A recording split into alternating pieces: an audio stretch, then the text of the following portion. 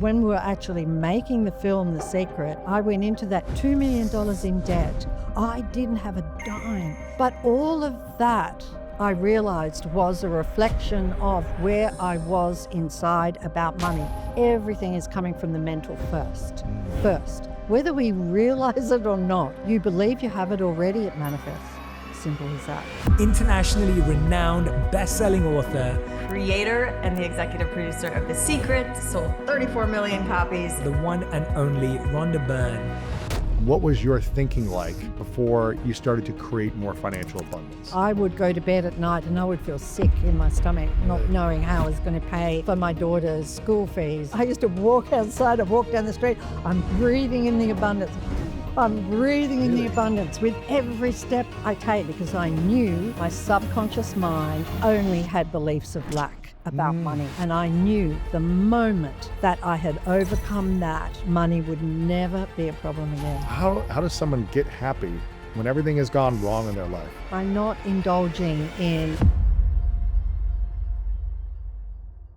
Welcome back, everyone, to the School of Greatness. Very excited about our guest. We have the inspiring Rhonda Byrne in the house again. Welcome back. Thank you, Lewis. It's so good to be here. Thank you. Oh my gosh. You have really transformed the world with your work. I think over 35 million copies, I believe, of the book, The Secret, have been sold over 50 languages. You've been multiple New York Times bestseller for multiple books.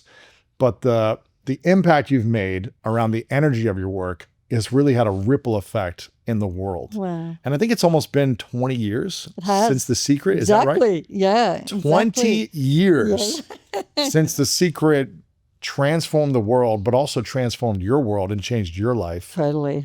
I'm curious, after 20 years of impacting that many people's lives and really speaking about the topics you talk about, has anything shifted for you around manifestation? Has anything changed for you around manifestation that is different now than it was 20 years ago with The Secret? It's actually that I understand now more about how it happens. Okay. But the method is exactly the same. Okay. I understand way more how it happens. And I also know that it's much easier than I thought when I wrote The Secret. And I thought it was easy when I wrote The Secret. But now I'm just like, it's a piece of cake. Really? Yeah. And I think one of the things that trips people up is they try too hard, like they're trying too hard. But, we deserve everything that we could possibly want.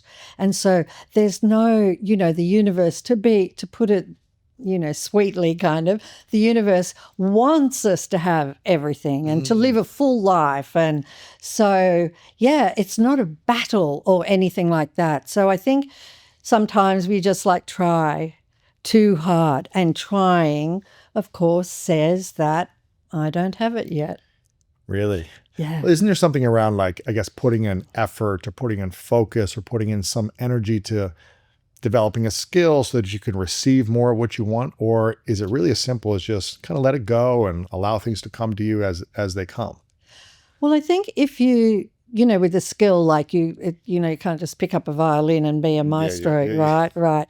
So, and those kinds of things we all tend to love anyway, learning things and accomplishing things and building, businesses and all of those kinds of things. But we certainly do not need to put as much effort into all of that. Everything is coming from the mental first.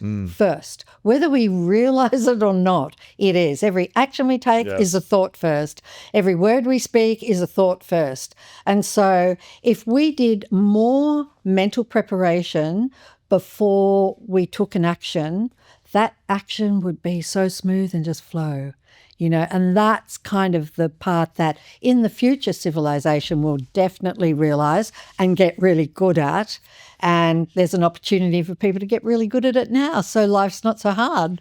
You talk about the first thing in the book, your new book called Countdown to Riches, 21 Days to Wealth Attracting Habits, which I love. Thank you. In the beginning, you say financial struggle is caused by one thing, which is what you were just sharing. It's not a result of your salary, the lack of savings in your bank account, the amount of debt you have, or any other worldly circumstance. financial struggle is caused by our thoughts alone. Yes. And I love that, but I already know people are going to say, who are listening or watching, say, well, how can that be true for me? Because I think in a positive way, but I'm not receiving the money I want, or I've been struggling in my business or career for years, or I don't have the opportunities.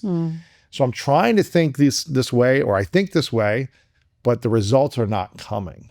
I love that. And I think that this is 100% true, but I already know people are going to be saying, okay, well, I'm thinking money, money, money, but I don't have it yet. Well, but if they're thinking money, money, money, they would have it. Really? Yeah. And are they thinking more lack of money? They are. They're noticing the things that are wrong. They're noticing the lack. They're noticing that the business isn't doing as well as it should be. And they're kind of worried about that. And they're not really noticing the amount of thoughts they're having around all of that.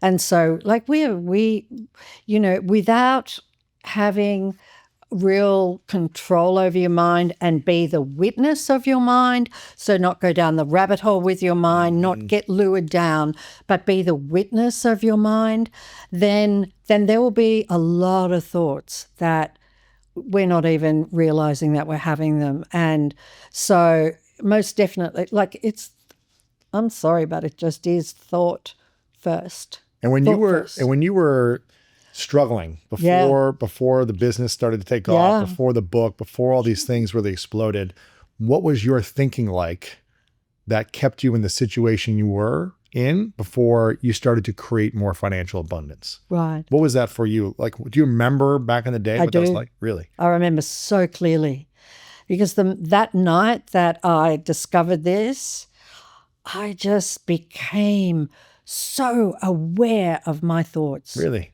Absolutely 100% aware. I was aware of every thought. In fact, I thought back over my life and I thought, it's amazing that I'm still alive because I've thought a lot of negative thoughts. You know, talk to people about dramas and things that you don't want, and where therefore you're inviting those things into your life. And yeah, I thought a lot about those kinds of things, but I became very, very aware of my thoughts.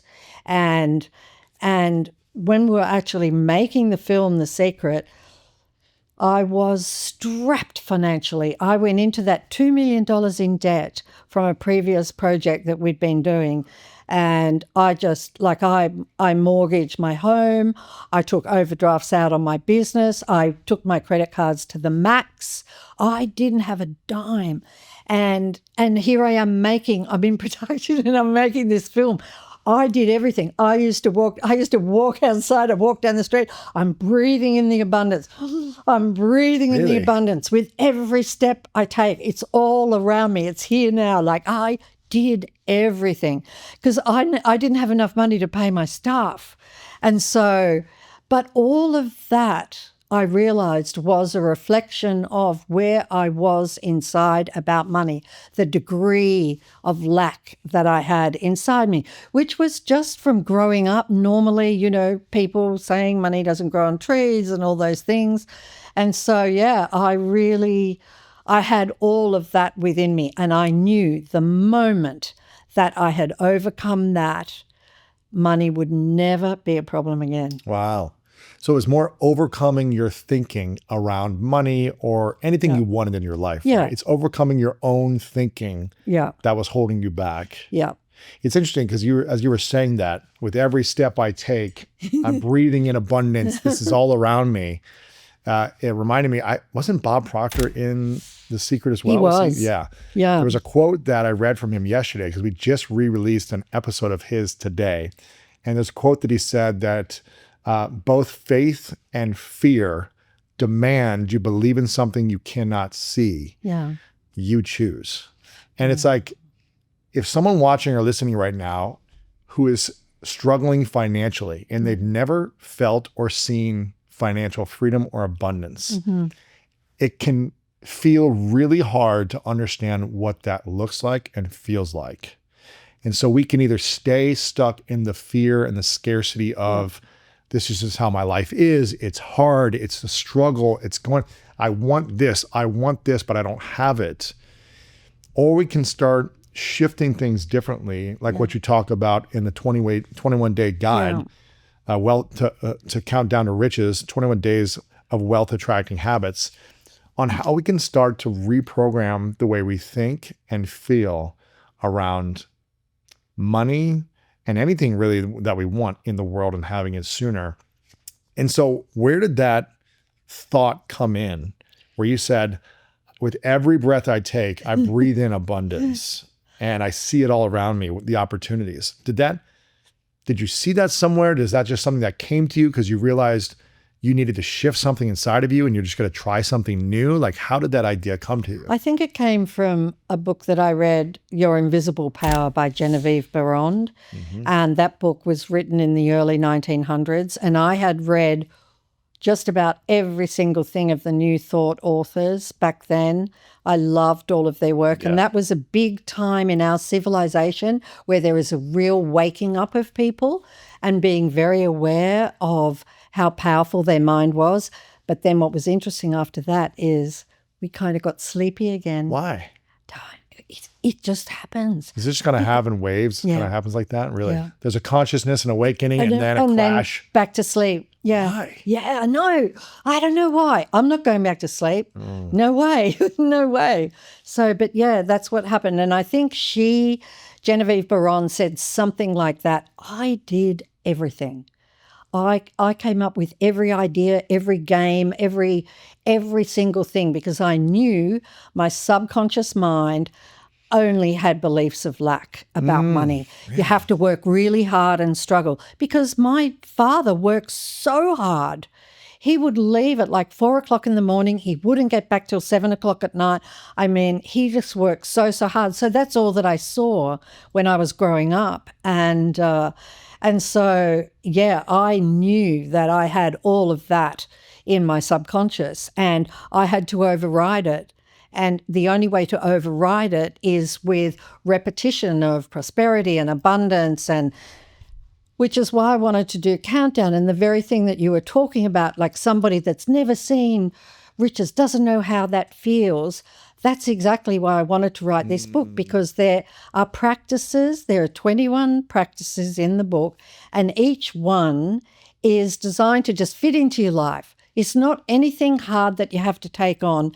It just fits into your daily life. They're really, really simple. However, they are life-changing. Yes. They're life-changing. And I just think it's a lot of fun too. I just think they're a lot of fun. But they're all the things that I did. These are the tools. These are the that ones. help you unlock. Yeah. I love this. Yeah. What would you say, again, you talk about in the beginning of the book about how thought is what's keeping us in lack. What are the most common thought patterns that most people have that keep them feeling in lack for financial abundance? Like all of the kind of the world beliefs, like you have to work really hard for money, money doesn't come easily, and even some of those crazy things like, you know, rich people must be evil and they must be dishonest and we can't afford it, right? Isn't that interesting? All of those kinds of world beliefs, and they are world beliefs. But what if someone's like, well, listen, Rhonda, I really can't afford this thing. This is like this is too much to pay for something like this. It just seems like it's crazy. Yeah. Like, how can someone shift their mindset from saying, easy, I can't afford this, to being such an easy payment to make? Because they can say, if they see something that they love, instead of saying, I can't afford it, they can say, I can't wait till I can buy that. I can't wait. I'm just, you know, and it's going to be soon. Right? You could just like be the opposite, just like pivot to the opposite of what it is. And because I'm certainly not saying and suggesting that you go and buy something that you can't afford. You don't need to do that. You just need to do it in your mind. Interesting. Not with your pocket, not with your wallet. With your mind. How does that look like? If someone can't physically afford something and they don't want to go into debt to buy something, right? But they want to be able to in the future, how can they do that in their mind first before they physically create it? Just imagine they have it. See, that's a really tricky thing about the law. The really tricky thing about it, the kind of curly bit about it is that you have to believe you have it already. You've just got to. And so that you believe you have it already, it manifests. Simple as that. If we don't believe that we can have something already. Yeah, we have to have it. You got to have it like your name, like you have your name. You've got to have it like they're your feet and your hands. Like no separation between you and it. You know, if you have something like your home or the clothes that you're wearing, like there isn't a separation for you about those. They're one with you. That's what it's got to be like. Like you already have it. Like I already have that house. I already have that car. I already have that company. I already have that promotion. Yeah, I already have it. I can feel it. I see it in my mind. And that's all you have to do. I think Bob Proctor would say, see it in your mind and hold it in your hand. That's true. Right? So it sounds like it almost has to be 3 or 4 levels deep. You need to think it. You need to think that you have it. You need to feel that you have it. Yeah. You need to, I guess, spiritually believe that it's yours as well. There's like these different layers. Yeah. If you just think it, but you don't believe it and feel it, physically embody it, it sounds like it's going to be harder to manifest. It will just take longer. Okay. It'll take longer because the subconscious mind changes based on repetition. Like it doesn't object to anything. It just takes everything that we believe. And so all the beliefs we have in there, we put those beliefs in there, piled them in, full of lack. And then all you need to do is basically you're writing a new program. And the way you write a new program is through repetition, right? Over. And that will override the beliefs. And so you will then have new beliefs. And you can really see in the world things starting to change.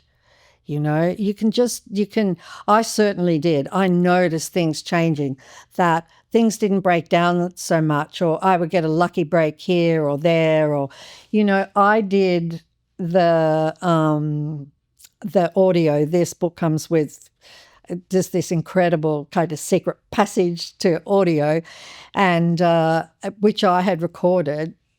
And they're all wealth affirmations to listen to as you're going to sleep.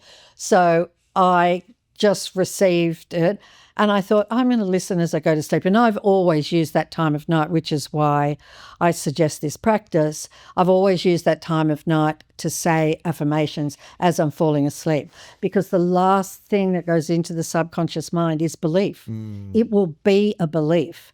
And as you're sleepy, your conscious mind is not really objecting to everything that's being said. So all these wealth affirmations are saying that you're wealthy now already, that you already have it. So I decided to listen, and I as I was listening, I thought, you're never going to fall asleep because you're listening to your own voice and you're listening to the way that you've said it and you're being critical of the way that you've said it, right? But I did. I fell asleep probably after about 10 minutes. And the next morning, $4,000 came into my life. I received $4,000 from a place I would never have imagined. Wow. And I knew immediately it was from listening to those affirmations. Wow. Yeah. That's amazing. Yeah. I'm curious about, I'm really thinking about people who are watching and listening who maybe have never experienced the feeling of abundance, who have always felt a little bit of anxiety, a little stress, little lack, little not enoughness, little it's hard.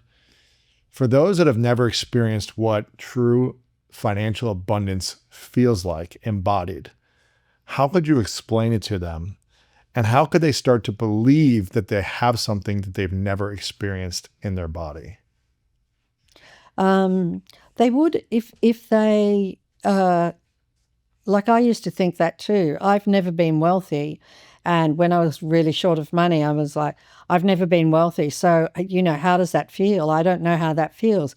But then, you know, you look around at people that are wealthy. I mean, that's what I did. I looked at people that are wealthy, and I knew that the more that my mind changed, the more people would come into my life who were wealthy. Right? Because you start to get surrounded by wealth. You get all these signs of land, you know, and so I would look at pictures, I would imagine things, I would watch movies that were kind of centered around that. Like there are a lot of reality shows, I think, with that are kind of focused around wealth and things like that you could look at, and you could buy those really like Architectural Digest, right? All those kinds of things, and look at those things. And you could look in jewelry stores, you could look in, and just imagine that you walk into a store and what would it feel like if I could walk in here and I could just go, I'll have that and I'll have that and I'll have that and I'll have that. If you could just walk in a store, what would that feel like to just say, I want this and this and this? And sometimes for people, the way to feel wealthy is to imagine helping out your family or friends with that money. Yeah. I always say that gratitude and generosity are the gateway to abundance. Absolutely. And when you couple both of those together and you do these acts of service to other people and you're grateful instead of resentful, it just compounds. It sure does. Yeah.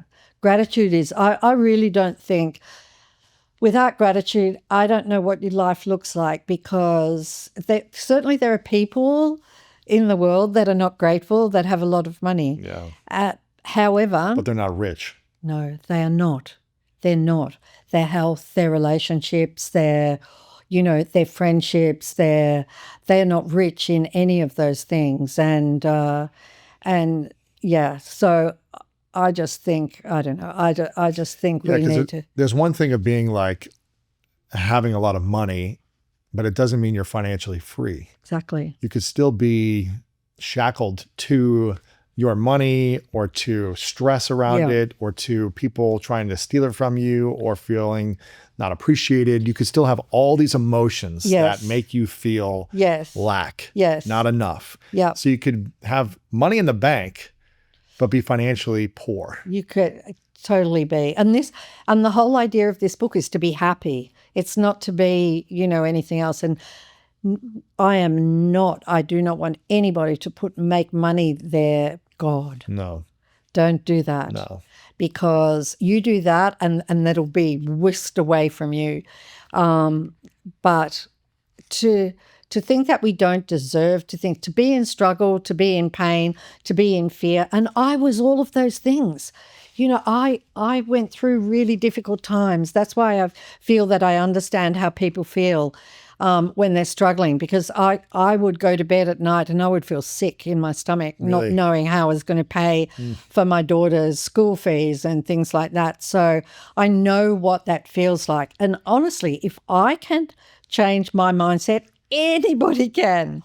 Anybody. And something you talk about, I love this. I just opened the book. It says, feel happy now. Yeah. You have so many good moments throughout here that kind of trigger you into creating this abundance. And you mentioned this earlier about this book is about teaching you how to be happy, because when you're happier, you're healthier, you feel free. Yeah.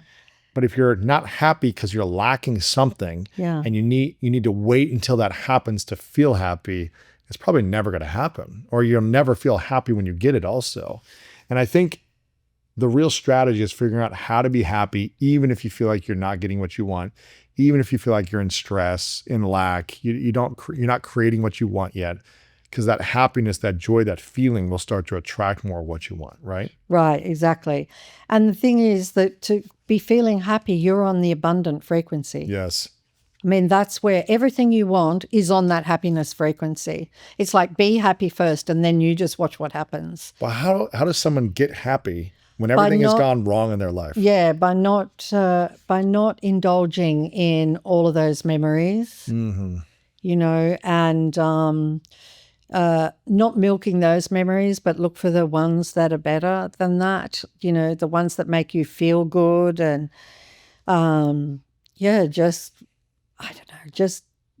just making sure that you try and focus just a little more on the things that you want to happen, because you can't look at the way things are and have them change.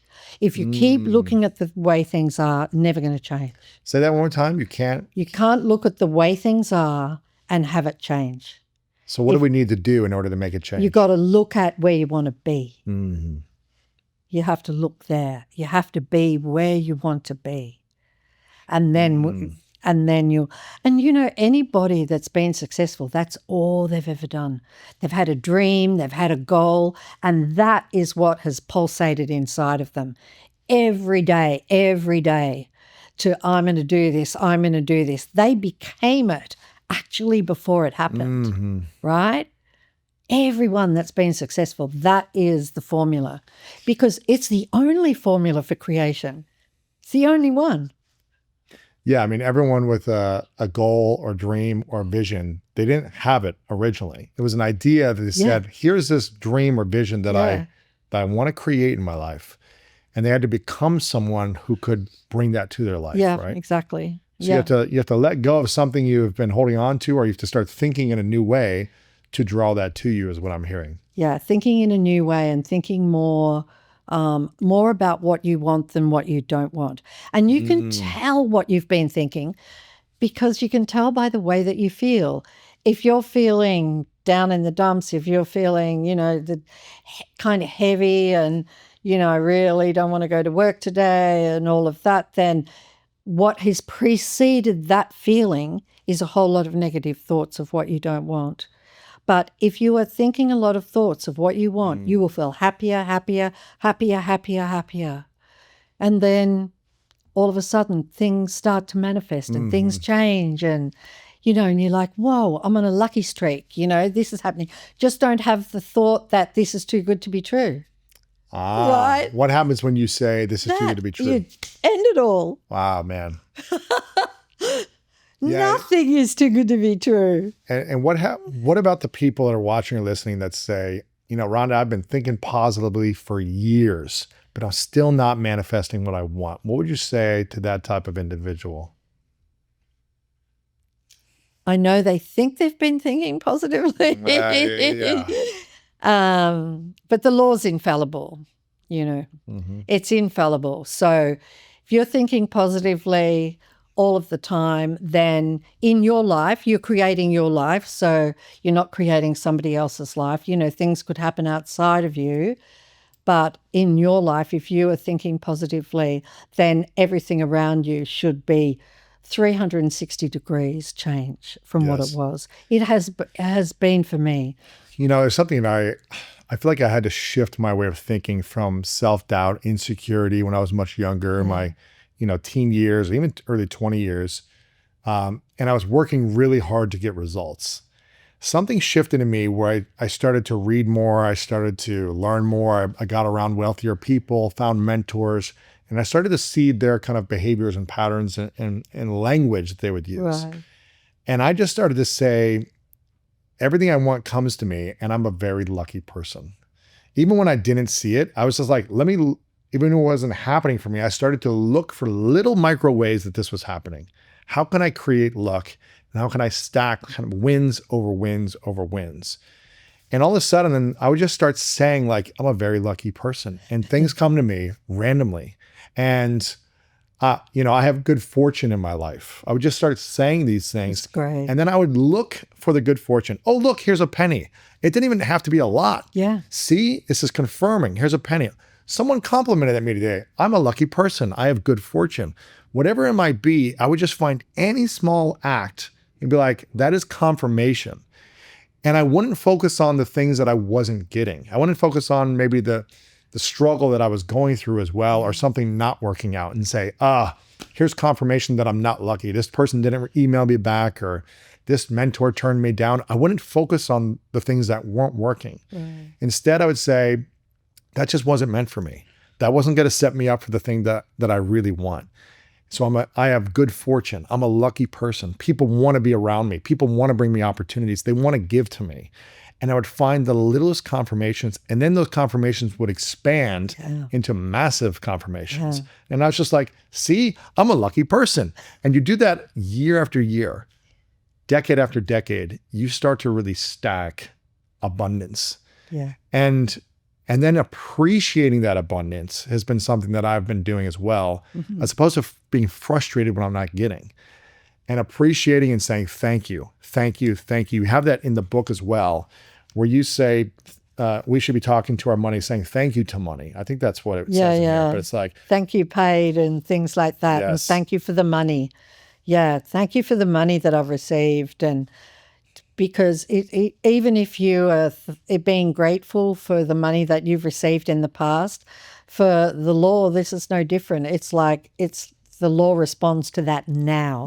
It's all now. It's just responding now. I mean, I loved what you said because that's exactly the way it works. That's exactly. And what does that take to do that? not that hard. No, Not much. it's not that hard because you were choosing to say those things instead of those things. So it's like there's this dear friend of mine in Australia, and she comes from a wealthy family, and she's a very sweet girl, and I became very close friends with her.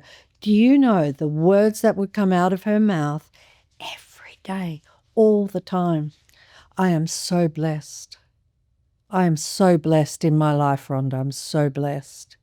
That's what she would say every day, every day. And do you know what? Oh my gosh, she was just blessed even more, blessed even more, blessed even more. I mean, that is the same kind of thing. It's like a command. Yes, it is Right? a command. It's like you speak Yeah. a command Yeah. in your life. Yes. And if you're speaking a negative command, you're going to confirm and receive that negative command in little or bigger ways. Unfortunately, yeah. And, you know, the more you speak a command of what you want, the more likely you're going to create it. Mm-hmm. And our, you know, I've heard a Navy SEAL say that our tongue is like a rudder. It's like whatever you speak, it's like directing you on the path. Like you're like a boat and your tongue is a rudder and it's guiding you where you want to go. So we have to be very intentional, like you talk about in your book, about being grateful for the money you're receiving and not being, and I'll catch myself sometimes. It's not like I'm perfect at this. Oh, yeah, we all I have do. to catch myself sometimes where I'm frustrated about it not being a certain amount that I thought I was supposed to get or whatever it might be. And I'm like, Yeah. no, be grateful for this. Yeah. Because if I'm going to be frustrated about a certain amount of money coming to me, it's going to stop coming to me more. It's going to be like, why would money want to come to me Yeah, if no, I'm speaking badly about it? yeah, you're going to be frustrated again. Like something else is going to happen. Like that frustration will attract more frustration around money and more frustration around money. So, and it's fast. You know, it manifests quite fast because that emotion is fairly strong. So, yeah. And I love that you're kind of talking about throughout your book, you have these kind of moments to remind us of things. And you say, be grateful when you receive money. But you also said earlier, which I'm not even sure you're aware of, you said, be grateful for all the money you've received in the past. And you also have here, be grateful for the money you want as though you've already received it. So it's almost like a trilogy. It's like, be grateful when the money comes in now, whether it's a penny you see on the street or $1,000 or $10,000. It's like, be grateful now, as if you're receiving it like you just have. But also be grateful for what you got yesterday, when you were younger, last year. Appreciate that. And I love that you talk about being grateful for the money you're going to receive in the future. Yeah. It's coming my way. It's being present in the now, thanking the past of what's come to you, and thanking the future for the money coming to you Right. soon. I love Yeah. those three things. Like, be grateful. It's actually an easy practice, and it's one that's a little easier maybe for people who haven't felt abundance, is to be grateful for something before you've received it, because you're basically telling the universe that I have it. I mean, I use it for everything, for absolutely everything. Like last night I went to sleep, you know, thank you for the great time I'm going to have with Lewis tomorrow. You know, and thank you, you know, I just had the best time with Lewis. And so I do it all of the time as though I've already had it, I've already lived it, and I'm thanking for it. And it's just, I don't know, gratitude is just incredible. I think there are like 3 gratitude practices in there. I think you're right in saying that. And they're essential. They're essential. And all of these things are free, you know. They're like, it's just all you're doing is you're exchanging these thoughts for these thoughts. But when you do that, your life will completely change. And on top of that, you're going to be happy. That's the key. You're going to be happy. You know, you're not, and the world will look different to you, because when you're happy, you only come across happy people. You'll be like, these people are so nice and they were so helpful to me, and just every little detail in your life changes. On the road, people let you in, go ahead, go in, go ahead of me. I mean, it's a completely different thing. Like if I'm driving and somebody in Australia, we say toot the horn. What do you say here? Beep? Honk the horn. Honk the horn. Yeah. Right. And somebody honks, straight away I know. I'm like, what are you thinking? Where are you? Lift your frequency up. Be grateful. Yeah, I use everything. I use absolutely everything that's happening around me for me to know how I'm doing and where I am. Yeah. And one of these daily wealth attracting habits that you have in here is about creating your wish list. Yeah. And you say, and there's a quote in here from another author. It says, if you wish to eliminate lack, concentrate on abundance. Why should we create a wish list that this is what we would want it to buy if money were no object? Yeah. Like if we're like, oh, I have all the money in the world, or I could buy anything I want, these would be those things. Why is that an important habit to practice? Because they'll manifest. Really? Yeah, they'll manifest. And all of the incredible entrepreneurs and really great business people, they have a 1-year plan, they have a 5-year plan, they have a 3-year plan, and they write out things that would seem impossible, to achieve, and they achieve them. It's so powerful to write down where you want to be and where you're going. And you know what? It's nothing to it. And in this case, it is writing down the things that you want. It's no big deal. Just pretend, just pretend. If money were no object, what would I do?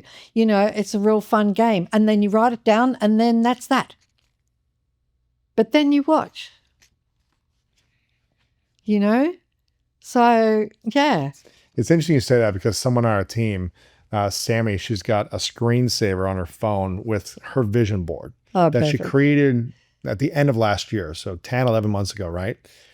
And she was saying, I think this Monday on our team call, she was like, I have accomplished everything on my vision board except for one thing. These were all like dreams. Yeah. They were like, maybe it'll happen. I don't know. But it was just like, it was a dream of what to do. She's like, I want to travel to France. I want to do this. I want to be here. And all these things have happened this year. And she's like, I've almost accomplished everything on my vision board.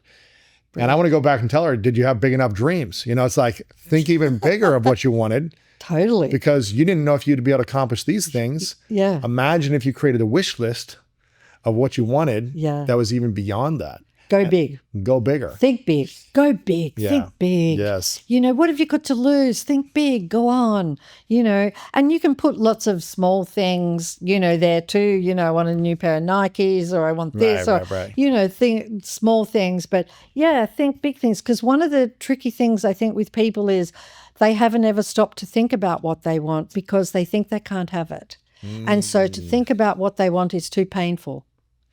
So they don't do a list. That's the last thing they want to do. It seems so far away. It seems so far away and impossible, and it's just going to make me feel bad that I can never have it. Because I was born here, I don't get those lucky breaks like the person over here that's really lucky. Right.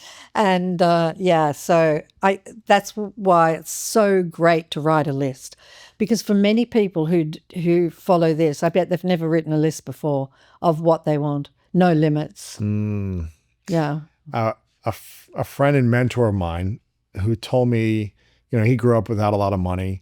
He lived in Southern California, but he was probably 2 hours away from the ocean. But he always dreamed of like having a house by the beach in the ocean. And he was like, when I was in my 20s, I would just visit the ocean and look at the houses. Then when I started to make a little money, I was still so far away from affording it. But I was like, what if I just rent the house for a day to experience what it's like being in that kind of property, looking out on the beach?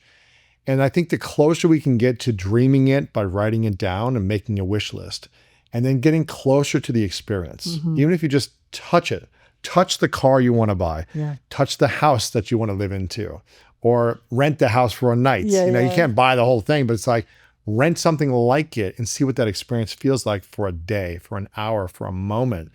You can go on Sunset Boulevard and rent a Ferrari for 30 minutes if you want to, for $100. Wow. Experience the feeling, right? Get around the feeling. So good. And you have a whole chapter in here about wealth affirmations. And one of them is money flows to me effortlessly and easily. And I have more money coming in than going out. What's another wealth affirmation that you really use or you like people using as well? That I use quite a lot. I love I am wealth. Just that really short, I am wealth. Money comes to me effortlessly and easily is something that I say all of the Really? time. Yeah.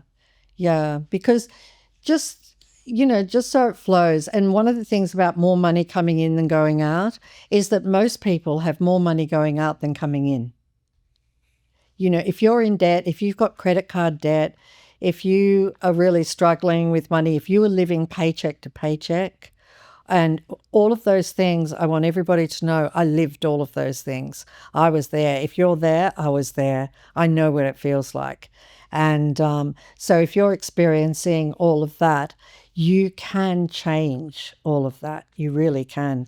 And I'm not saying, pardon me, I'm not saying to go out and get 3 jobs and, work 24 hours a day. I'm not saying that at all. Do what you love to do, most certainly, because what you love doing what you love to do, you'll be successful at it, because if you love it, love is just like the highest attractor that there is, so if you love it, you're going to be successful at it. And as long as fear doesn't come in, or I hope this lasts, this is too good to be true. Fear comes in, oh, it's not as good as it was last year, or, all of those kinds of doubtful thoughts, So you've got to stay on top of it. You've got to notice those thoughts and jump on them right away. You would think that people would realize this sooner, that having love in your heart, being positive, being kind, grateful, and generous, and expressing that energy to everyone and everything around you is an attractor for opportunities, not just around money, but creating beautiful relationships, having beautiful experiences in life. Yeah. But when we think negative thoughts, when we have a negative attitude, when we have hate in our heart versus love, that energy is going to radiate, and it's just not going to create beautiful opportunities for us. No. It is so clear, and I used to have a lot of negative thinking, but it is so clear for me that how I show up in the world with a positive attitude, a positive, loving heart, gratitude, and generosity only creates more of that in my life. Yeah. And if I think negatively, if I think about gossip or I'm judging people, it's going to make me feel less than. Yeah, for sure. And it's going to block my abundance. It will. But why is it, if people know this, and hopefully they know it, why is it so hard to do it consistently? Because I think you have to be very determined, and you have to be diligent about your mind. And we're all in the same boat. Nobody has a free pass on this. We all have really the same kind of mind, the same kind of thoughts coming up. It's just slightly different things in the subconscious, but we are all carrying a lot of world beliefs. Most of the beliefs are world beliefs. So you really need to watch your mind and become the witness. And even if somebody's talking to you and it's about some kind of gossip, and you right into it, and then you're like, whoa, what am I doing? What am I doing? You can backtrack. Just go back, just step back and say, you know what? We don't know the full story. We're not in their shoes, Yeah. Let's just bless them and get on with our life, kind of thing, and just be more like that. I mean, judgment is the undoing of so many people's lives, really and truly. Judgment is the undoing. Oh, the undoing. What does that mean? It means that people are judging all day long, and that is one of the most negative ways of thinking, is to judge others. Why is judgment one of the most negative ways of thinking? Because there's only one being, even though it seems like there's a lot. It seems like there's 8 billion or however many billion. It seems like there's all these different people. In terms of the law, there's only one. And so when you are critical of another, you're actually being critical of yourself. The law is hearing. It's all about you. So when you're kind, you see, and when you're generous and when you're grateful, all of that, even though you're giving it out so sincerely to somebody else, actually the law is just all for you. It's all coming back to you, to its source. When you hate, when you criticize, when you complain, when you blame, when you judge, it's all coming back to you. And it is not pretty what can happen. On those frequencies, it just isn't pretty. So we've got to be diligent. We've got to watch our mind, and we have to pick ourselves up. And I've done it. I've done it. Like I've watched my mind, and even sometimes I would, I'd realize a couple of days later that I'd done something. I'm like, oh no, oh no. So do you know what I do? I would go back in my mind to that situation. I would replay it in my mind, and I would not do what I did. Interesting. I would take the positive path, and I would replay that. And so I would cancel it out. Some people watching or listening right now might be like, man, you're a great time traveler. It's like you're this spiritual, emotional time traveler. And they might think that sounds a little weird, but I've done a lot of that in my life where I've had to heal memories and wounds of the past that had blocked me, that had made me feel frustrated or resentful or holding on to grudges.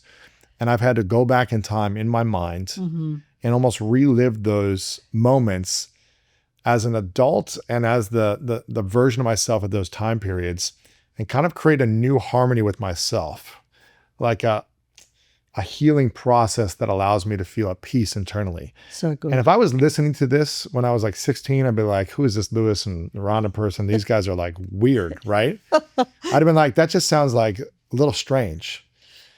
But I will take strange all day if it gives me peace. Yeah, exactly. And I think that practice was a practice of Neville Goddard's, one of the New Thought leaders, and he called it the pruning shears of revision. And what does that look like? And that's when you go back and you relive it in the way that you wanted it to be.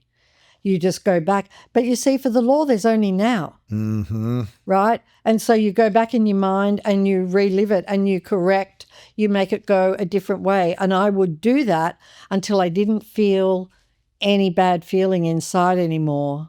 And then I'd know that I'd done it. Yeah. You're talking about on page 150. You say the laws of nature and the spiritual laws all operate in the present moment now, which you just said right there. Yeah. You said, and I wanted to ask you, how does our environment, our community, or even the energy of others influence what we attract? Only if they influence us only if we buy into it, really. Right. So if we buy into some negative situation, like we've really got to be very, very picky about what we let into our life and the kinds of people that we have around us, and whether we want to listen to the news and whether we want to, all of those things. Like we have to be picky about it. And if you can listen to something and not have any emotional charge around it, you're good. You're good. Yes. But if you have an emotional charge, it's going in. Yeah, you have to keep a neutral energy. Exactly. When you receive information. Yep. Which is really hard to do if you're empathetic or compassionate you really care deeply. Yeah. And you see trauma or pain or suffering or murder or wars, and you feel the pain. And I'm not saying you should not have compassion for what's happening in the world, but I don't think we should be entertained by the news and allowing it to affect us that much, where it holds us back every day after every day, thinking the world is horrible and, what's the point of all this? And you're just like in doomsday all day. Yeah, that's right. And it's not like that at all. The world is not like that. News is focused on the hot spots. Yeah. I worked in news. I know. It's focused on the hot spots. And, we would, with a camera, if there was a fire, we would look for the biggest, flames. Even though across the street was totally good, we'd be looking for the really big stuff, the dramatic stuff. Oh, yeah. It's like a little bird's eye view of what is really, really bad. And so they are the hot spots. And on the rest of the planet, my God, it's so beautiful. It's beautiful, absolutely beautiful. And there are way more really wonderful, wonderful people who are kind and who have a big heart than there are people that are not. You know, the world is full of really beautiful people. Yes. Yeah. And so the news doesn't make us feel like that. And it's exactly what you know, oh my God, the world's, you know, the world is just had it. I've friends who the first thing they'll say to me is, how do you feel about the world and everything that's going on in the world? And I'll be like, it's all on track and unfolding exactly as it should be. It's all fine. It's all fine. There's a really good outcome to this. Really good. Right. For everyone. Yeah. For everyone who's ever lived and who's living and who will ever live. It's a really good outcome. It's all cool. Yeah. Speaking of people who have lived and who are no longer with us, does the law of attraction still apply after death? It applies at death. And do you believe our energy continues after we die in creating beyond the physical world? Certainly law of attraction plays a part in death, but after that, and the frequency we go out on is the frequency we come back in at. Interesting. Yeah. So it makes a big difference what you do in this life. Yeah. You know, don't waste it, like really. And but the in-between part is, and for some, that in-between part is nothing. It's like a day, an hour. It's nothing. You know, it depends how attached you are to the world. If you're really attached to the world, you'll be bouncing back really fast because that attachment will bring you back. So law of attraction is definitely on the way out in terms of creating your life, but then your frequency and how conscious you are when you go out is the consciousness that you have when you come back in. Therefore, it would be the kind of country you come back into or the kind of parents you have or, Got it. What would you say is the difference between wanting more money and being aligned to money? Ooh. Well, being aligned to wanting more money is you don't have it, right? And being aligned with it sort of suggests you've got it. So I think being aligned is better. Is better. Yeah. Yeah. How do we start to align ourselves to money in another way that we haven't talked about yet? Is there any other way that we should be thinking about this? One of the things that one of my favorite practices in that book, and it's probably one of the simplest, but also one of the hardest, because it requires you to be very mindful. And so it's turning outgoing money into incoming money. How do we do that? And so you do it by every time that money goes out, in your mind, you pretend, you make believe that money, that you're receiving that money. It's like a check or someone's handing you money. Yeah. So I've got to write a check for a few $100s or a few $1,000. Yeah. And you write that check for a bill but then you imagine that you're receiving it. As you give it, you're like imagining you're receiving it. What happens when we make that imagination, when we spend money when we're receiving it? Because then your money's going to increase dramatically. Really? Yeah. Yeah, so take your really big amounts that you pay out for, like rent, you know, of a studio and that kind of thing. And when you give it out, as you give it out, just imagine that you're receiving it and be grateful. Thank you. Thank you for this money. And I'm talking about when you get your coffee, when you fill up with gas, when you go to the supermarket, in your whole day, every time you hand your credit card over, every time you pay out money, imagine that you are receiving that money instead. The difference, like you do that one thing, one thing alone. Because why? Because most people, when they're paying out money, they feel bad. Right? They feel like what? Like, I'm losing this money? Yeah, I'm not going to have, how am I going to have enough to pay the rent? Or, you know, when they go to an ATM and they look at their balance and they're like, oh, how am I going to have enough to do this or enough to do that? So when you do this practice, it's actually making you think about receiving money and being grateful to receive money. And you are at the same time taking out all of those negative feelings about lack. That is a big attractor. So it's good. Yeah, because when you feel bad, I mean, I guess a lot of people have a trigger when they spend money, it makes them feel good for a moment, right? It's like, I'm buying this thing to feel good. Yeah. Because I'm lacking the feeling good already. So this thing's going to make me feel better. But then they're like, oh, I don't want to look at my bank account because I realize how much money I'm losing that I don't have in there anymore. Yeah. So I'm either afraid of that, looking at it, or I feel bad later that I spent that money. So then I go spend a little bit more to feel good on something else to get that feeling again, right? Yeah. I've had that for sure before. And vacations. Oh, yeah. Right? A lot of people they'll go on vacation and they'll be like, they're putting half the vacation or all the vacation on a credit card. They don't even want to think about it. You know, they're going on a trip, a world trip or whatever, and, you know, the credit card's here, there, and everywhere, and they come back to all this debt. All of this debt. So if you go and buy something to feel good in the moment, but then you put yourself in debt and then you feel shameful later. You feel guilt. What happens with that transfer of energy? More money is taken. Really? From you, yeah. You go into more and more debt. It's because you're in lack, because you're focused on lack. So we attract whatever we're thinking. So if it's lack, we attract more lack. And that can look like things breaking down, the bill being way bigger than you thought, 3 times bigger. You know, that you need all the time, your insurance has got like doubled. You know, this has happened, the healthcare has gone, like all of those things. There are so many areas of lack that you can bring into your life. And the thing is, when you're focused on those things, you're inviting that. That's what you're doing. You're inviting it into your life. We don't realize, you know, that's inviting. Like the universe is like, I'm going to give you whatever you want, whatever you want. You just think it and I'm going to give it to you. And I'm not going to make any judgment about whether you want it or not. I'm just going to give it because that's how special you are.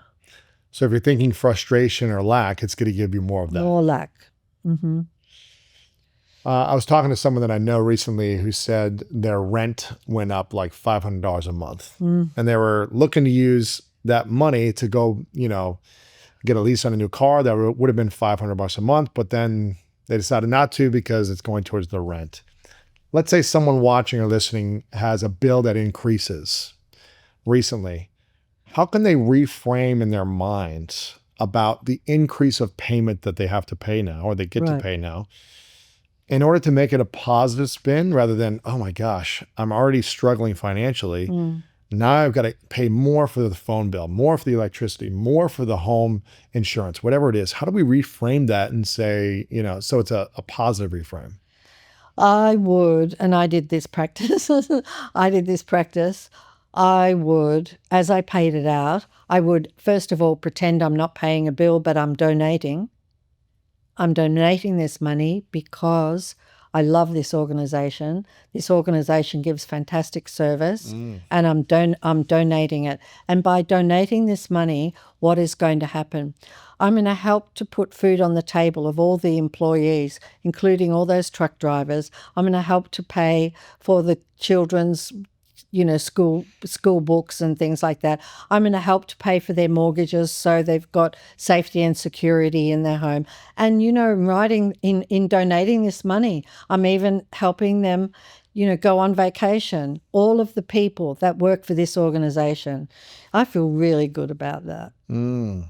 And really, really feel it. I used to do it and I used to just feel so teary because I would think about, and that is, you know, your money is going into their salaries. Like, it's not a wild claim. It is doing all of that.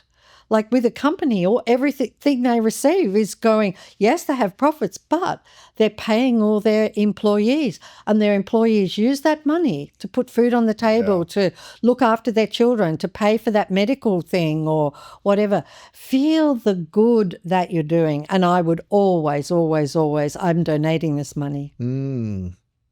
I love that reframe, because it's reclaiming your power of your energy rather than it being, I'm frustrated, I have to keep spending this every month, or it just went up. It's shifting your energy from frustration to empowerment. Exactly. And when you shift your energy from frustration to empowerment, people feel that energy when you're around them. Yeah. You have a better attitude, you have better energy, and then it brings better opportunities or better engagements with the people around you. You're impacting people in a more positive way. And so you may not have money coming to you right away that way, but you're going to feel happier. And I think that's what this is all about, is feeling better, feeling happier, so you can attract what you want. Yeah, it is. It's, ultimately, like, pardon me, ultimately all we want to do is feel happy. Yes. That's it. We think that if we have all of these things, then I'm going to be happy. And, a lot of people have told us that when they got all of those things, they were in real trouble. Yeah, why? Right. Why is that? Well, they're in real trouble because they weren't happy. And this doesn't make them happy. And they thought that dream, they had that dream all their life, and they're like, once I have that, once I get there, then I'm going to be happy. And then they got the success or whatever, and they got there, and they're not happy. Now you're really screwed. And now they're empty because they're like, yeah, exactly. Now you're really screwed. Totally. Because where do I go now? I don't have a dream anymore. And yeah, and I know a few people that has happened to, and they've, got really depressed, and and they've had everything that they always thought was going to make them happy. So happiness is really all that we want in the end. It is. Yeah, we only want those things because we think we'll be happy having those things. It truly is there is something for, gratitude, prayer before moments, setting an intention before a meal and saying, thank you for this food. Thank you for the people that prepared this. Thank you for thank you for the money that allowed me to buy this. Thinking of the process of you receiving food and thanking it, thanking the animals, thanking the plants, whatever it might be, being grateful for it. There's a process of appreciating that brings you more joy. When we are grateful, when we're appreciative, it brings us more happiness and joy and peace. And that unlocks opportunities. Oh, it does. Yeah. It just, your whole world will change, and even if you're starting out with this and you start to have these positive thoughts and then you think, you're like, I feel like I'm lying. Like, I don't really feel all these things. Don't you worry. You just keep going. You just keep saying all those positive things, because it will not be long before you're feeling them. So just keep at it. Keep doing it. Keep looking for the positive, and then you're going to feel it. Then you will feel it. And I know, and I'm, as you're saying that, I'm reflecting back when I was like 24, 25, sleeping on my sister's couch, broke, had no money, living off 3 credit cards, student loan debt, and relying on my sister to feed me every day. It doesn't feel good. No. It doesn't feel good when you can't provide for yourself, when you can't take care of others. It doesn't feel good. So I remember this season of life vividly. And I remember probably 6 or 7 months where I was feeling very low, right? I was like believing the situation I was in. I was confirming it over and over again. I was frustrated, and I was playing the victim role of, look what happened in my life. Yeah, right. Right? And I was living in that. Yeah, no, and then it gets worse. Right? Whoa. But I remember I said, I have a decision to make. I can stay in this and stay on my sister's couch and stay stuck in credit card debt. And there is some validation that comes with playing that role. Like, some people will come and say, oh, yeah, your life is hard, or here's a little money. You'll get some like sympathy or attention for playing that role. Like, there's some benefit to staying there, right? Yeah, some people feel good in that role. They feel good in it. I didn't feel good. No. It didn't feel good to me. I remember just feeling like, how am I going to live my life? And how am I going to get a girlfriend or anything? I was like, I can't provide for myself. Do I want to live on my sister's couch forever? I want to feel like I'm a grown man that can take care of myself, but I couldn't. And I just remember said, I'm going to do whatever it takes to shift my energy on a daily basis. And I'm going to be grateful for what I have. Instead of complaining, I'm going to be grateful for my sister. Grateful that I have a couch to sleep on. Grateful that she's giving me food that I can have right now and appreciate it.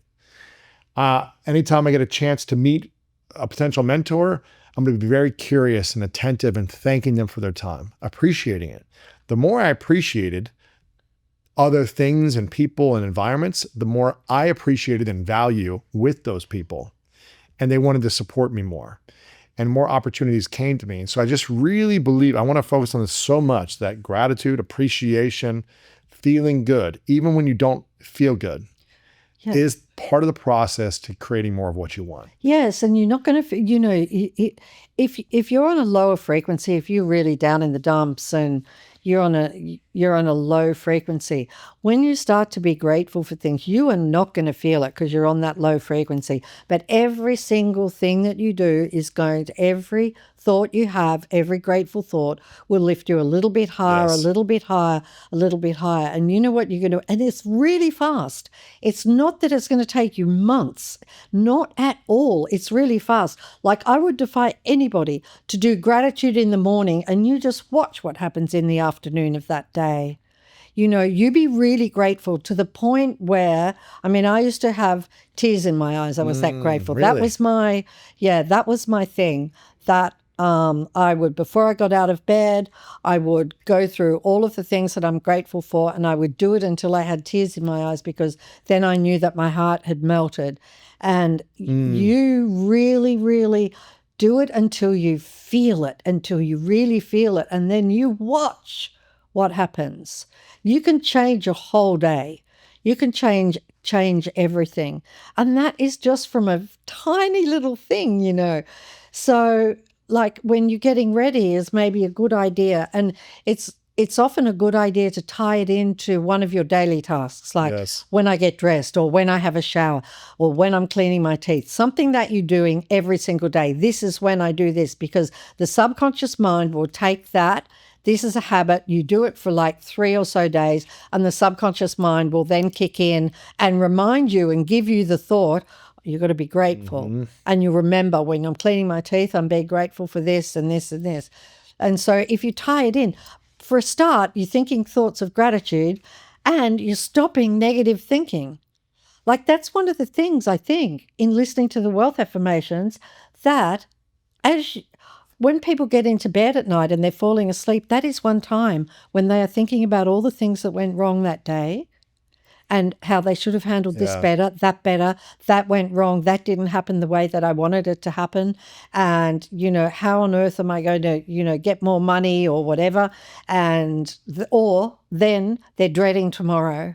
So they're going to bed with all of these thoughts of kind of regurgitating everything that happened in that day and then projecting that into the next day. But when you're listening to these affirmations and you are listening, right, you've got to listen, because that gives the mind something to do, you're going to wake up happy. And the reason you're going to wake up happy is because you didn't think any negative thoughts as you went to sleep. It's true. Yeah. That's true. You say in the book that gratitude multiplies money. And we're talking about joy, happiness, gratitude. Yeah. These are all free things. Free, yeah. It doesn't cost money. You don't have to go buy something to develop a tool or get some new skill set that takes a ton of time and energy.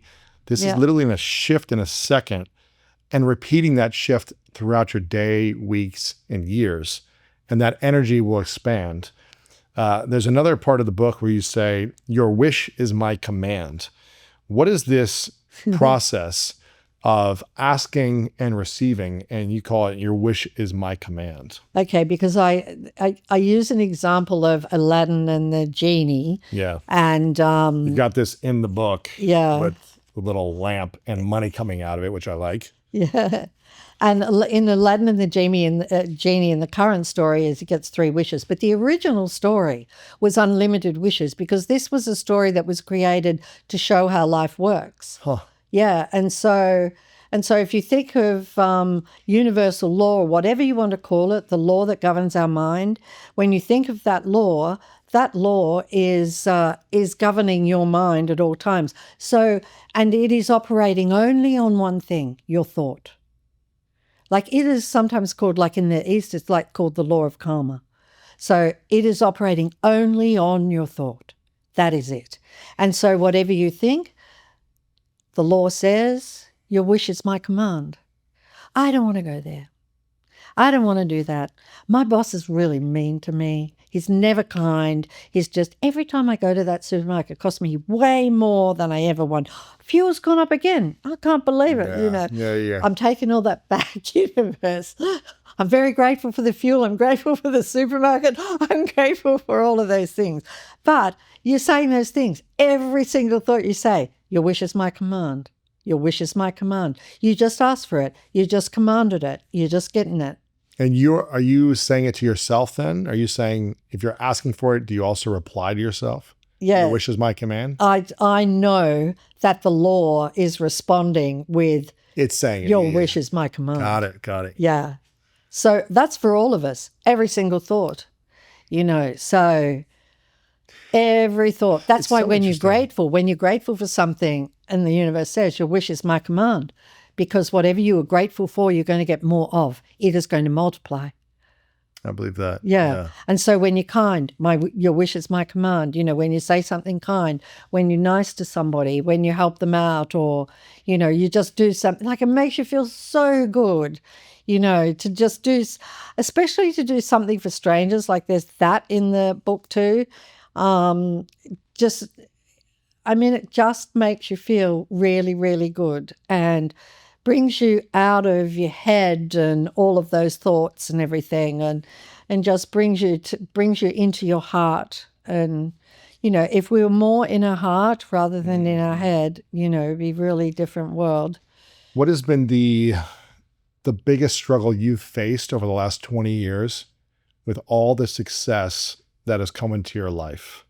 Because it sounds like before The Secret, you weren't as prepared to receive a lot as you are now, because you were struggling. You were getting some wins here and you were growing, but then you were struggling financially, and it was work. It was like a struggle. It sounded you were able to figure out life in certain ways and accomplish certain goals, but it wasn't like this freedom.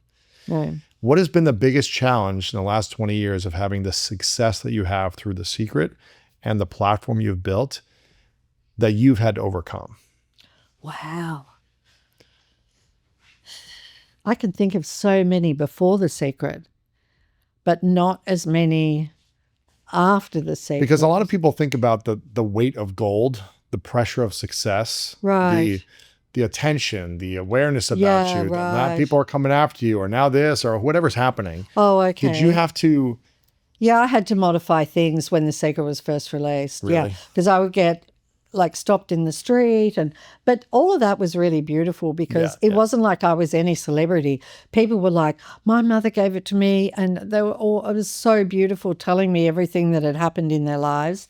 But if I went out to a restaurant, I'd have a lot of people coming up to me and everything. And but did you ever sabotage or say, wow, this is way too much? Did you ever think, this is way beyond my wildest wishes? It's so much abundance.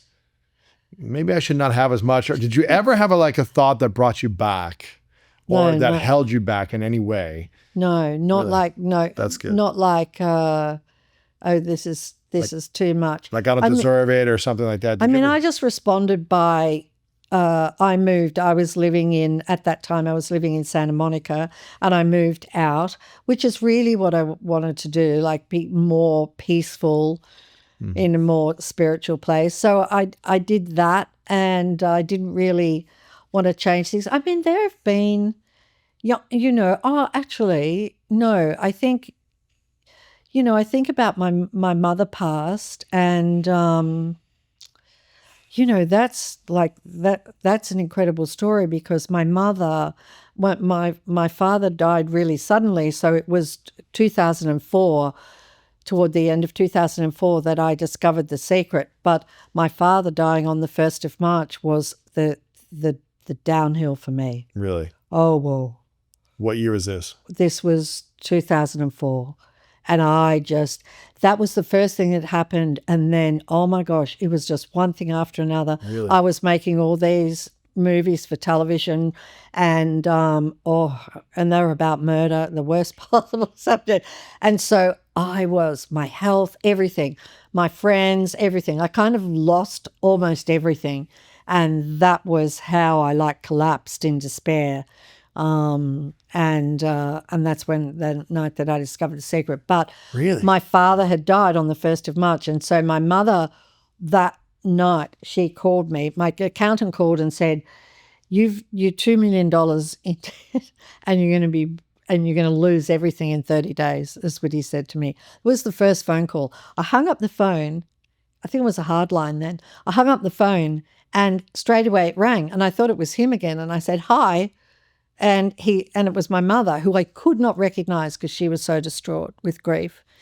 And she was really tough, but she was done. She was done, and she was really young. So anyway, I kind of got her as good as I could. I told her she was a long way away. So I told her I'd go and see her the next day, and I hung up the phone, and I just collapsed in despair because I've always fixed everything. All my life I fixed everything. I was the oldest child, and I was just I'm responsible, I got to fix it. I'll fix it. I'll sort it. I could not fix this. These two things that happened, there was no way. I couldn't. And I really just collapsed in absolute despair. And and that's when my daughter handed me the Science of Getting Rich by Wallace Wattles on photograph paper, all screwed up. And 90 minutes, my life changed. Really? Changed totally. Absolutely. I knew everything when I read that book. I knew he didn't die. I knew everything. And it's not in the book. It's not in the book, but I knew it. I was just this massive kind of download. But what I wanted to say was I went to my mother, and so I realized all of these things. But what I gave to her was gratitude, because he had one whole chapter of gratitude in his book. Really? Yeah. And so I went to her and I gave her gratitude. And I said, Mum, this is what you need to do. Oh, my gosh. You should have seen what happened to her life. And she only used gratitude. Really? Yeah. She just got she was really struggling for money. Money just came from everywhere. She was saying all these marks on my body of just disappearing. I've had all these things for my life and they're all just gone. And she was so happy. She traveled the world. She did all these, incredible things. And she did it all from gratitude. Mm. Yeah. So, but, I was thinking about, well, what about, when my mother passed? But even then, I always thought, how am I ever going to be on the planet without my mom? Really? She was just best friend, and I'm sure a lot of people feel the same way. All I can say is make the most of every minute. But do you know what I did? Really? I told my mother, because after I discovered the secret, I used every moment. I would recollect things in my childhood and tell her how much it meant to me, what she did, and how incredible she was on our vacations, and thanked her for everything she did, because those vacations were incredible. I just one thing after another. So when she passed, there was nothing unsaid. That's good. That's a big deal. And I knew she didn't die, and she knew she didn't die, which was really great. She was not afraid. God, my mother, she just went out of here in grace. Absolute grace. Wow. Yeah, she was incredible. Yeah. Well, that's beautiful. Wow. I have a lot of peace in my heart right now just listening to you and hear this whole process, because I think a lot of people are struggling and suffering in the world right now. And it sounds like you were going through a really suffering moments. You had a lot of things that were kind of knocking you down before you had this big breakthrough, before you had this download, this awakening, this knowing around the secret and what it would create for you and create for others. Do you believe that suffering plays a big part in people's lives around what they need to learn to create more abundance and freedom? What's your thoughts around suffering? It's funny, isn't it? Because, I hit rock bottom, and when we were making the Secret film and I was reaching out to all of these incredible teachers that I'd read all of their books and everything, they were like heroes to me. They wanted to know before they agreed to do the documentary, what was my story? And so my sister, who was handling that part of the production, would tell them exactly what happened, and they would say, I'll do it. Because I hit despair like that. Like, do you know, they were like sleeping in phone booths. They were homeless. They had nothing, all of these teachers. They were all abundant. And so they knew that if I'd hit rock bottom like that, that was genuine, that I really, really did have like this awakening. And so. Do you think people need to go through suffering in order to create abundance? Not at all. Okay. It just happened for some people, but it doesn't have to happen. It doesn't have to happen. Okay. That's really why I think I do what I do, and probably what you do, you do, right? Yeah. Because it doesn't have to be like that at all. Yeah. No, suffering doesn't equal, life getting better. That's the way it happened for me, because I was Miss Fix-It. But you also had to make a choice to get out of that suffering. I did. You had to choose, and then choose daily. I did. Because you could have stayed in that suffering. Yeah. And I mean, I did things like I had reading glasses on at that time, and this was like 20 years ago. So I was using glasses to read books and, reading, and I would have them on and off and on and off. And then the moment I discovered The Secret, I was like, oh, that's a belief. Oh my God. I would just hear all the words. Oh, I'm getting older. Now I need glasses.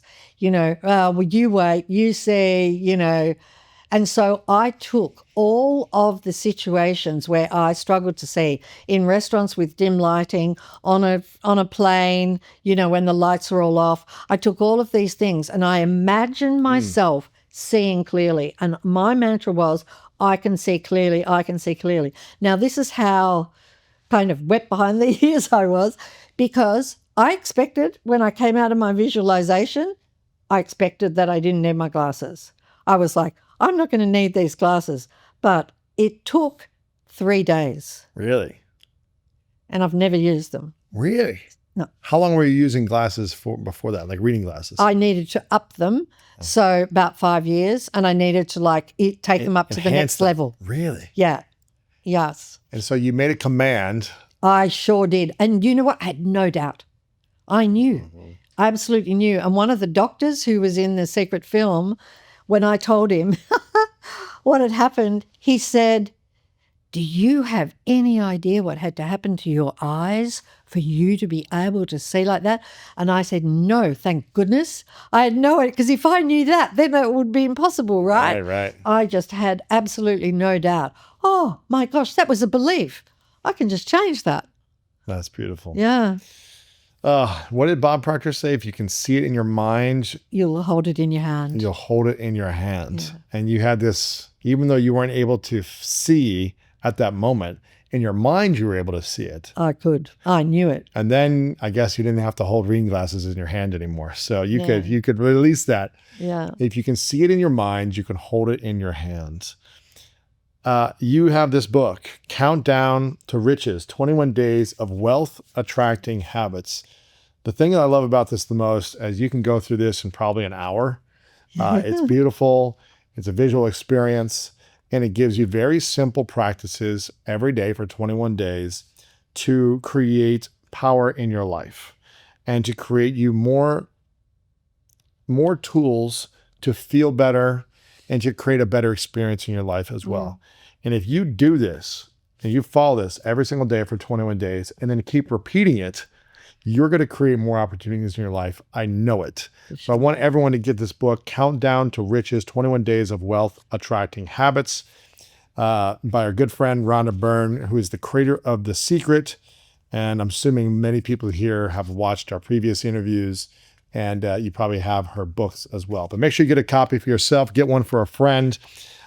Is there anything else that's on your heart or mind that you think people should really know before we wrap things up? Probably just that they're worthy and deserving of everything, really.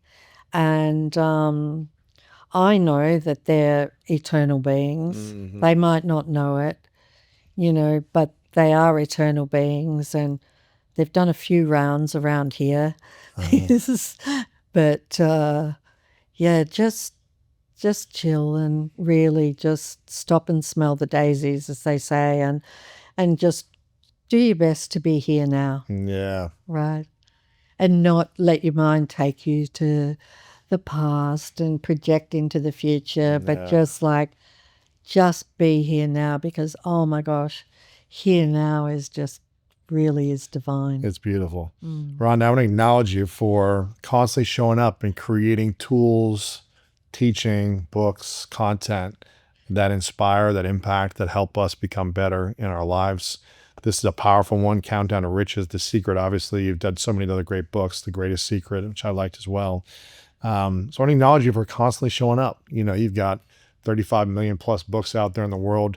You don't have to keep doing this. You don't have to keep creating. You've made tons of money. You've got a great life. You have a harmonious experience. But I appreciate and value you in how you keep showing up in service the best way that you can to help other people. And you're making a difference in my life and everyone watching and listening. And I've asked you this before, but I'm curious your definition now. The final question, what's your definition of greatness?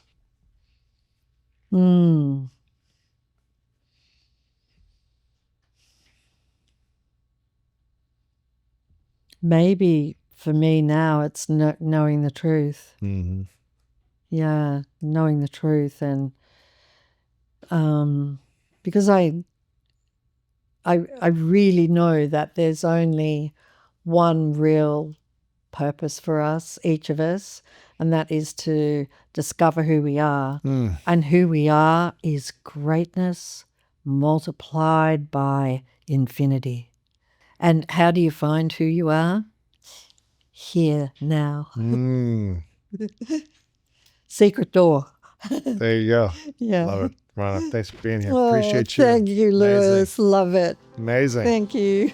If you want to become abundant, study abundant people. Get as much knowledge and resources, enough connections in your brain so you have a storehouse of information for you can dream what it is to be abundant. Because if you study abundant people, they made a lot of mistakes. People betrayed them.